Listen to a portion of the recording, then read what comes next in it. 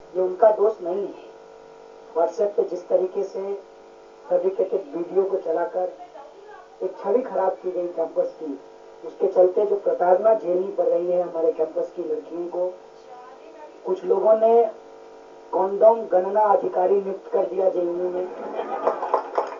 इस तरह की बयानबाजी अपने बच्चों, अपनी बच्चियों, अपने देश के नागरिकों, नौजवानों, देश के भविष्यों के बारे में की गई है।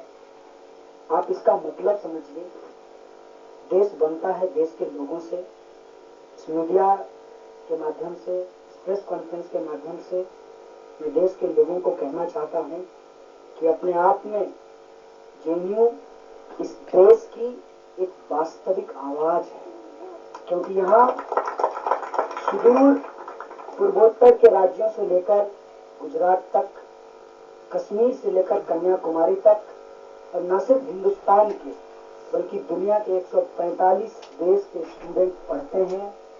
इस समाज को बेहतर बनाने की कोशिश करते हैं, उसकी समझदारी को विकसित करते हैं, और यहाँ पढ़ने लिखने के बाद बाहर जाकर वो कंट्रीब्यूट करते हैं। 4,500 डिप्लोमेट में से, ब्यूरोक्रेट में से 2,500 जेएनयू का स्टूडेंट रहा हुआ है।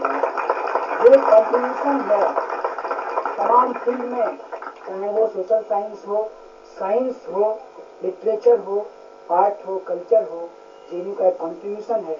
साथ ही साथ सोसाइटी को ट्रांसफॉर्म करने की, डेमोक्रेसी को स्ट्रांग करने की, डेमोक्रेटिक स्पेस को बढ़ाने की जो मुहिम है, जो लड़ाई है, सामाजिक न्याय के सपनों को सच करने की जो बात है, बाबा साहब के सपनों को जो सच करने की बात है, उन सपनों को लेकर चलने वाला यह विश्वविद्यालय है। इसकी छवि पर इस तरीके से हमले को आप लोग बर्दाश्त नहीं कीजिए। इस सरकार से सवाल पूछिए और उनसे कहिए कि सेडिशन जैसे काले कानून का इस्तेमाल इस देश के विद्यार्थियों का भविष्य बर्बाद करने के लिए ना किया जाए। इसका यह कतई मतलब नहीं है कि हम फ्रीडम ऑफ स्पीच के दायरे को नहीं समझते।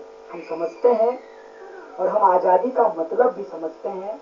इसीलिए हमने कहा कि देश से आजादी नहीं, देश में आजादी चाहिए। से और में फर्क होता है।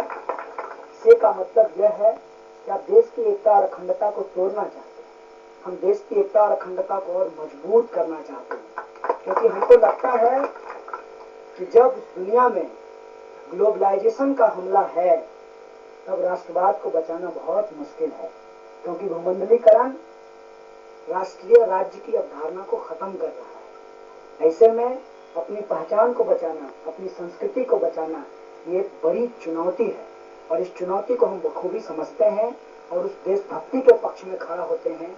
और जो ये बाइनरी बनाया जा रहा है, इसके पीछे जो साजिश है कि जो जनता के बुनियादी सवाल है उससे उनका ध्यान भटकाया जाए, उसको लेकर के भी हम सचेत हैं। आपको भी मीडिया के माध्यम से सचेत करना चाहते हैं कि आप हमारे साथ इस मुहिम में जो जुड़े हैं और जुड़िए, क्योंकि इस देश को बचाने की लड़ाई है। जेएनयू को बचाना, इस देश को बचाना है, लोकतंत्र को बचाना है। आजादी की मांग अपने संवैधानिक अधिकारों की मांग है, और संविधान का विरोध नहीं है, लोकतंत्र का विरोध नहीं है, देश का विरोध नहीं है। इतनी ही बात करके मैं आप तमाम लोगों को एक बार फिर से शुक्रिया अदा करते हुए मैं अपनी बात को खत्म करूंगा।